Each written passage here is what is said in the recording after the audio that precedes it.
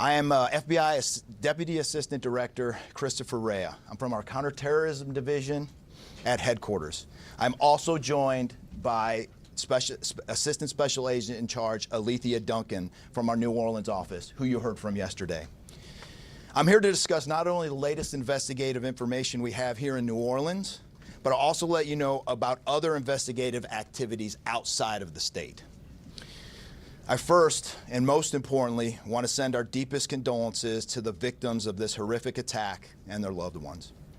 14 innocent victims were killed in this senseless attack, and at least 35 are injured.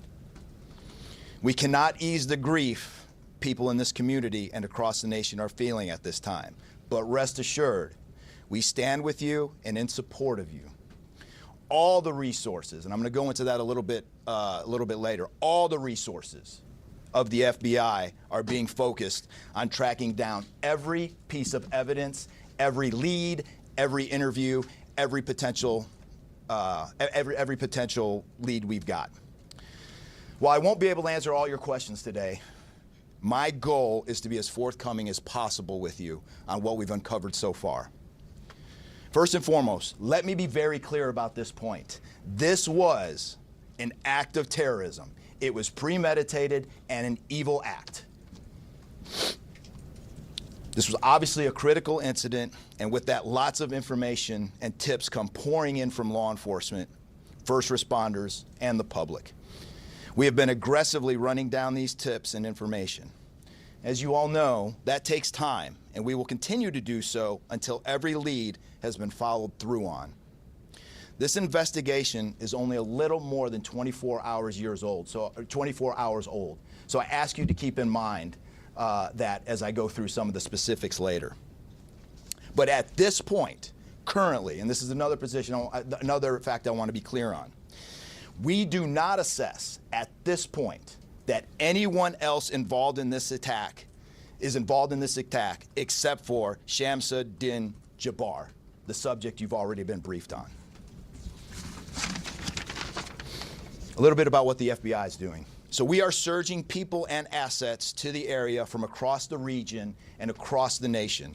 Special agents in multiple field offices across the country have been deployed and are assisting with potential aspects of this investigation and following up on every lead. Additional teams of special agents, professional staff, and victim specialists continue to arrive to provide more investigative power and assistance to the victims and their families. We have also forward deployed a number of our critical incident response group assets, including members of our hostage rescue team, special agent bomb technicians, and crisis management coordinators. In addition, we have deployed more evidence response technicians to continue to process the various scenes that we have. So far, we have received just over 400 tips from the public, and that information is being followed up on both here in New Orleans and across the country. Some of the tips are here in New Orleans, and there are other tips in other states across the country that we are following up on. The FBI team and our law enforcement partners here are also reviewing hundreds of hours of surveillance and other video from both the French Quarter and other locations. As for a timeline, at this point, investigators believe Jabbar picked up the rented F-150 in Houston, Texas on December 30th. He then drove from Houston to New Orleans on the evening of the 31st, and he posted several videos to an online platform proclaiming his support for ISIS. There were 5 videos posted on Jabbar's Facebook account, which are time-stamped beginning at 1:29 a.m. and the last at 3:02 a.m. In the first video, Jabbar explains he originally planned to harm his family and friends, but was concerned the news headlines would not focus on the, quote, war between the believers and the disbelievers, end quote.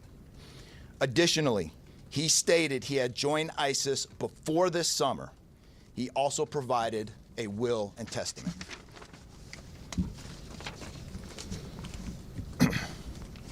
FBI and ATF.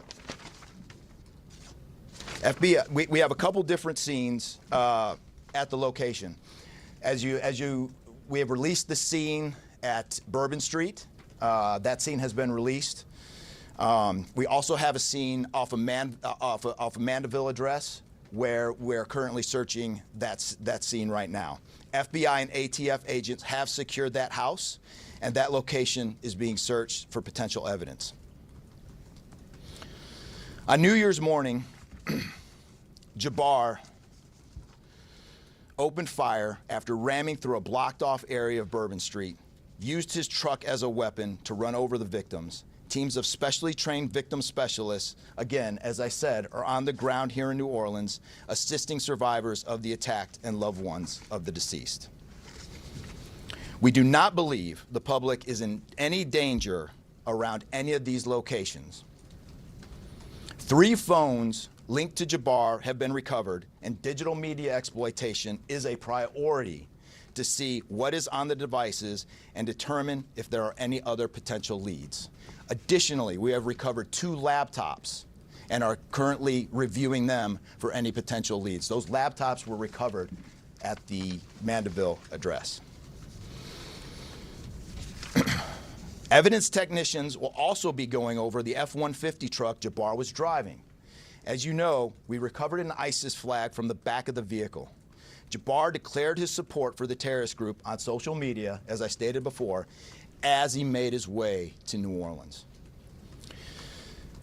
FBI bomb technicians also recovered 2 IEDs in coolers, one from the cross-section of Bourbon and Orleans Street, and the second at an intersection approximately 2 blocks away. There were multiple reports of other devices. Those reports turned out to be misinformation or not actual functioning devices. Those are the only 2 devices that we've been able to recover that were functional. Both devices were rendered safe on scene. We did obtain surveillance footage showing Jabbar placing the devices where they were found. As I said before, 2 other items of interest were determined not to be IEDs. A little bit about Jabbar.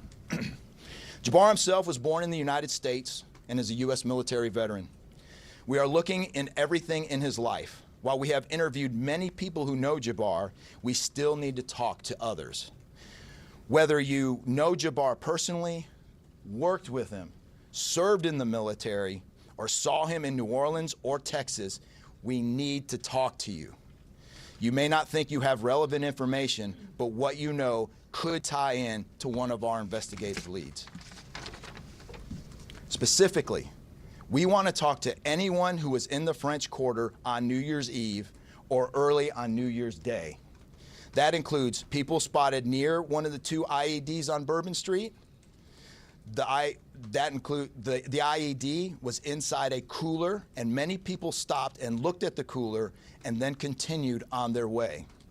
Let's be clear, again, we do not believe at this point these people are involved in this incident in any way. We want to speak to them as witnesses and want to know what they saw and when. I went down to the crime scene last night. It is very hard to put into words what it looked like and how difficult it was to see. Anyone with information can call us at 1-800-CALL-FBI or send digital tips to fbi.gov/Bourbon Street attack. Early this morning, evidence response teams finished their work at the crime scene. Bourbon Street has been turned over to the city of New Orleans. As you know, there's also an FBI investigation in Las Vegas.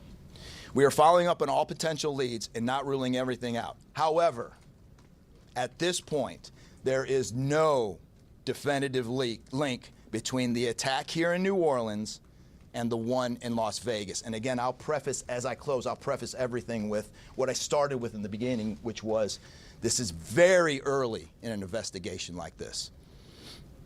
Again, our thoughts and prayers are with the victims of this tragedy and everyone impacted across the country. They remain at the heart of our investigation. I also, although I've only been on the ground here a short time, I also want to express a sincere appreciation for our partners here, which include the U.S. Attorney's Office, HSI, ATF, the New Orleans PD, the Louisiana State Police, the Governor's Office, and countless others.